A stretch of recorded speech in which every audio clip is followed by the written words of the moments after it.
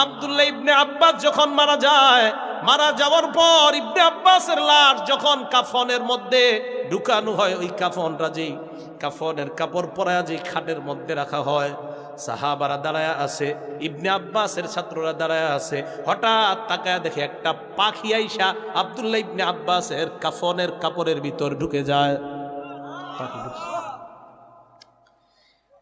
ঢুকার পর যারা ওনার জানাজা পড়াবে তারা বলতেছে কি, আমরা পাখিটা আর বের হইতে দেখি না, ভিতরে ঢুকে আর বের হয় না। ওনারা আমরা কবর দিলাম, কবর দেওয়ার পর কবরের পাশে দাঁড়াইলাম। হঠাৎ আমরা আওয়াজ পাইতেছি কে যেন কয়, ইয়া আইয়াতুহান নাফসুল মুতমাইন্না। কে যেন কয়, হে নফসে মুতমাইন্না ইরজিই ইলা রাব্বিকি রাদিয়াতাম মারদিয়া। নবীর সাহাবা ইবনে আব্বাস, তুমি তোমার রবের দিকে চলো, তোমার রব তোমার উপর সন্তুষ্ট, তুমিও রবের উপর সন্তুষ্ট।